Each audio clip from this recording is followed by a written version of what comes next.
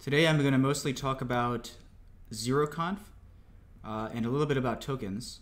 So I want to start by saying, see where to begin here. I guess I'll start by talking about this idea of weak blocks and subchains. So there's a paper by Peter called Subchains, a technique to scale Bitcoin and improve the user experience from 2016, which is about this idea of using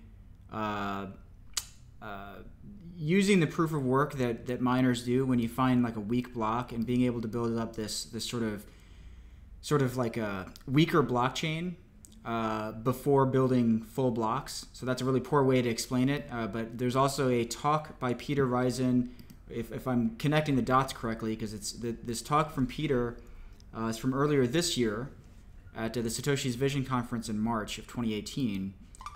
Talking about, I think, the same idea from his paper from 2016, if I'm not mistaken. And perhaps some of the ideas have been improved. I have to admit I have not actually yet read the paper from 2016. However, I did watch Peter's talk from Satoshi's Vision, and it seems like a pretty good idea. Now, this is related to, the drama around... well, there shouldn't really be any drama, but there is. There's the drama around basically what to do about improving Zeroconf and whether Amari's decision to work on this is a good idea. As I said yesterday, I think it's a great idea that he wants to work on this, although not everyone agrees. So this is one candidate way to improve Zeroconf, is to do weak blocks, and another candidate way is to use a completely different consensus protocol like Avalanche. But I want to talk about a few concepts here that seem under-discussed. So one of the concepts is, first of all, do we actually have to change the consensus protocol of Bitcoin or not, of Bitcoin Cash or not? So that's a really important question. So somebody has a proposal that improves Zeroconf, but it comes at the cost of having to change the underlying consensus protocol of Bitcoin Cash. Well, that's a very serious, undertaking, because we want to make sure that we're improving things, not making things worse. And if you change the consensus protocol, it's actually, you really have to work through and think through, maybe run simulations or whatever to figure out whether these changes are going to have any unintended consequences that actually make things worse. If you don't have to change the underlying consensus protocol, that's definitely a good thing. And I definitely think there are ways to improve Zeroconf that do not require changing the underlying protocol at all. In fact, if I'm not mistaken, I can see ways to use weak blocks that are supplemental to the current consensus protocol and do not actually change the underlying consensus protocol at all. I can also see a way to use Avalanche the same way, where you add these protocols in, and there's sort of these opt-in protocols that don't actually change the actual consensus protocol at all. For instance, imagine the weak blocks have some transactions there, and then a miner mines a real block and puts a different set of transactions in there. That would be okay. Okay, because if you don't change the underlying consensus protocol, that's possible. And so that means weak blocks are slightly less useful if they're not really enforced. But that might be better. Maybe it's better to not enforce them. And they can still be useful without enforcing them. You could do the same thing with Avalanche. Adding Avalanche in does not necessarily mean that it is a change to the consensus protocol of Bitcoin Cash. It could mean it's an opt-in supplemental thing that doesn't strictly hold, but gives you useful information to determine the probability of a double spend. So that kind of brings me to another subject here, which is sort of which strategy do we go about improving Zeroconf on Bitcoin Cash? Are we supposed to come up with, in addition to or a change to the consensus protocol of Bitcoin Cash? Because the consensus protocol has an interesting property, which is it's objective versus subjective. It's objective in the sense that everyone agrees. It's not just a matter of opinion. You can compute what the consensus is based on the longest chain. But actually, there's a totally different way to do it, this sort of subjective approach. Okay? The subjective way to do it would be something like, well, you have this information available with weak blocks or with Avalanche or both of them at the same time. And you can use that information to compute the probability of a double spend. You being like a merchant. If you're someone that accepts payments, you have an interest in knowing what's the probability that this transaction is going to be double spent. And if you have that information available, you can factor that in to your Bayesian probability theory calculation and have a more accurate probability because it factors in more of the available information. So that's an important question. Are we talking about objective or subjective? Because I personally find appeal in subjective approaches. I think that's really ultimately the answer here. Subjective is how we find the one right answer that can never be improved. Because it's always the case that, I mean, even if your transaction gets in a block, the block could be reorged or rewritten or whatever. So you really want to know what is the probability that you're going to be able to spend this money in the future, that it's actually going to work, and that when you go about spending it, someone accepts it. So it's really a matter of probabilities anyway.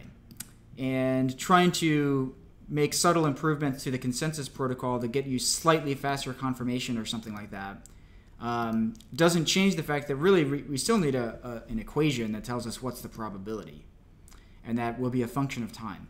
So that's the next thing I want to talk about. So I Googled this, and I feel like, well, what we really need here is what is the probability of a double spend? I know that I've been actually talking about this for quite a long time, and it only occurred to me just this morning to actually search Google to see if anybody's ever bothered to actually write down what would that equation look like. What is the equation for the probability of a double spend? All right, you could write it one of two ways. Either it's the probability of a double spend or the probability that you're going to be able to spend this transaction in the future. They're very similar. Whatever that equation is, so I don't see any equations. I am aware of one project, though, that does something like this, which is the block cipher confidence factor. And I don't see any information on their website. I'll link to it.